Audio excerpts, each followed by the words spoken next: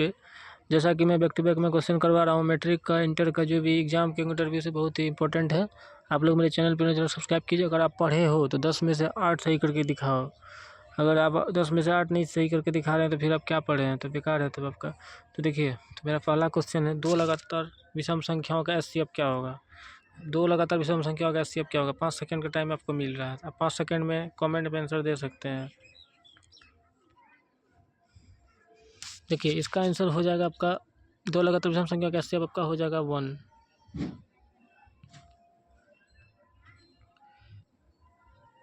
वो देखिए कैसे होगा। देखिए, विषम संख्या, सरस्वती पूजा लेके थोड़ा सा प्रॉब्लम है। सरस्वती बसंत पंचमी की आप लोग की हार्दिक शुभकामनाएं। देखिए, विषम संख्या होता है 1, 3, 5, 7, 9। तो पूछा लगातार आप किसी को भी 2 को ले सकते हैं, किसी को भी 2, या तो 7, 9 ले सकते हैं, इसका निकलेगा एचसीएफ 1, या तो इसका निकलेगा, या जिसको भी ले सकते हैं, इसका एचसीएफ क्या होगा 1 होगा। तो नेक्स्ट क्वेश्चन है,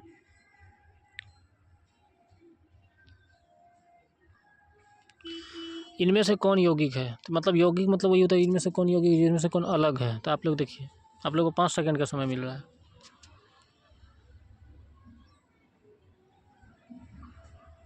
तो देखिए, इसका ऑप्शन हो जाएगा, इसका आंसर आपका हो जाएगा, इसका आंसर आपका हो जाएगा ऑप्शन नंबर डी हो जाएगा। ये 3 है, ये आपका हो जाएगा अभाज्य संख्या भी है, ये विषम संख्या भी है। ये 2 चेंजिंग है इसमें।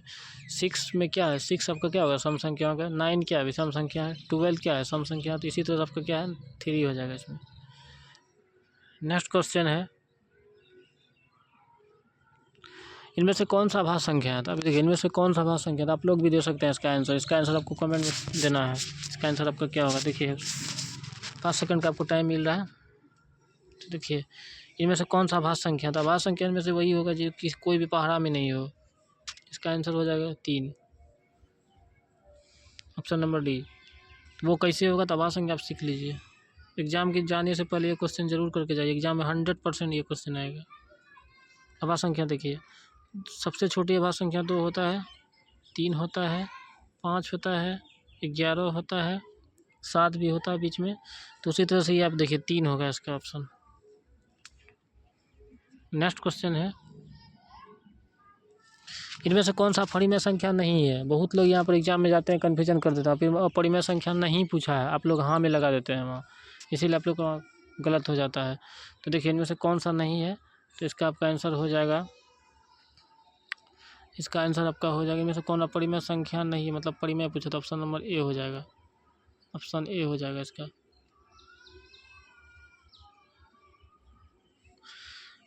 तो नेक्स्ट इसका देखिए कैसे होता है, आप समझिए। परिमेय संख्या पहले समझिए, परिमेय किसको बोलते हैं। परिमेय देखिए 1, 2, 3, 4, 5, इसी तरह से जितना भी नंबरिंग है सब क्या परिमेय है, जब तक वो रूट न लगा हो। जैसे कि अब उसे बोल देगा √1, तो ये आप परिमेय का परिमेय है। ये आपका हो जाएगा क्या, ये हो जाएगा आपका परिमेय, क्योंकि 1 का स्क्वायर 1 ही होता है। और जिसका स्क्वायर आप लोग याद कीजिए, जैसे 1 का स्क्वायर 1, 2 का स्क्वायर 4, 3 का स्क्वायर 9, इसी तरह से 4 का स्क्वायर 16, इसी तरह से आपका जो भी है स्क्वायर जितना भी सब क्या परिमेय संख्या है। तो वो उसमें रूट भी लगेगा तो फिर भी वो परिमेय संख्या है। तो इसी तरह से आपको समझना है, ठीक है। तो नेक्स्ट क्वेश्चन है, अब यहाँ पूछा गया है कि sine 60 degree plus cos 30 degree का मान। तो साइन 60 का मान आपको पता होगा, पहले आप लोग इसका कमेंट आंसर में दे दीजिए। 5 सेकंड का टाइम दे रहे हैं।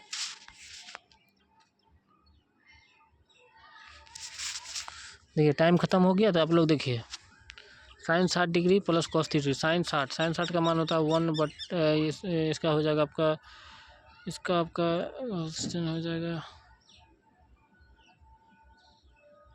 इसका आपका हो जाएगा कॉस 60 का मान √3/2 प्लस कॉस 30 का √3/2। देखिए, दोनों का लघुत्तम करेंगे 2, मिल जाएगा √3, फिर प्लस √3, 3 3 हो जाएगा √6/2। इसको हम कटाने के लिए जाते हैं तो हर का परिमेयकरण करेंगे तो फिर आपका ये √3 ही निकलेगा। इसका ऑप्शन नंबर डी। क्वेश्चन आप देख लीजिए, एग्जाम में 100% चांस आने का। नेक्स्ट क्वेश्चन है, 435,693 का माध्य कितना होगा। तो इसको आप माध्य निकालने अगर जानते होंगे तो आप लोग आराम से निकाल सकते हैं। तो देखिए पहला इसको किस तरह से माध्य निकाल, पहले 5 सेकेंड का आप लोग को टाइम मिल रहा है, तो आप लोग दीजिए आंसर इसको कमेंट में, और अपना खुद का चेक कीजिए मेरा कितना गलत हुआ कितना सही हुआ। एग्जाम में 100% ये सब क्वेश्चन आपको रहेगा। तो देखिए इसका माध्य निकालने का तरीका, इसका आपका आंसर हो जाएगा माध्य अगर निकालिएगा, जिसका आंसर हो जाएगा, इसका आंसर हो जाएगा ऑप्शन नंबर बी 5 होगा।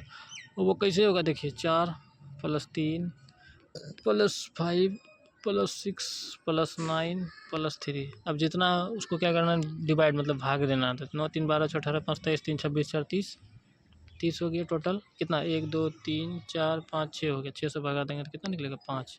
इसी को हम क्या बोलते हैं, माध्य बोलते हैं। क्या बोलते हैं, माध्य। अब नेक्स्ट क्वेश्चन पे चलते हैं।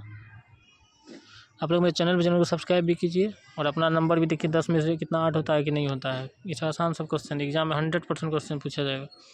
इसका देखिए बहुलक पूछा, बहुलक बहुत आसान है, सबसे आसान अगर देखा जाएगा तो बहुलक ही निकालने में। देखिए सबसे अधिक जो रिपीट है वही आपका बहुलक होगा। देखिए सबसे अधिक 4 है, अब देख लीजिए, तो इसका आंसर हो जाएगा आपका क्या, 4 हो जाएगा।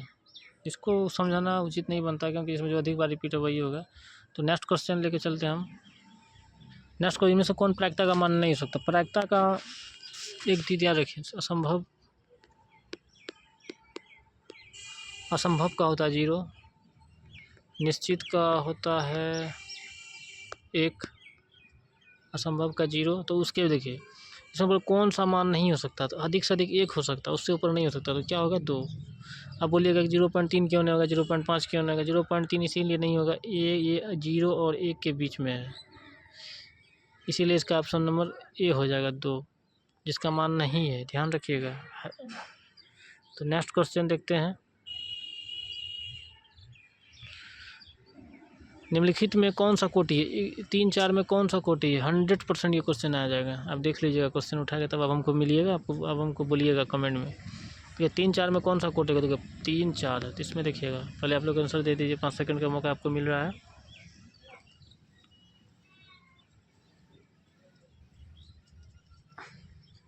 देखिए पहला वाला आपका होता है x, दूसरा होता है y। तो पहला वाला को हम बोलते हैं भुज, दूसरा वाला क्या बोलते हैं, कोटि। तो आपका आंसर आपका क्या हो जाएगा, 4 हो जाएगा।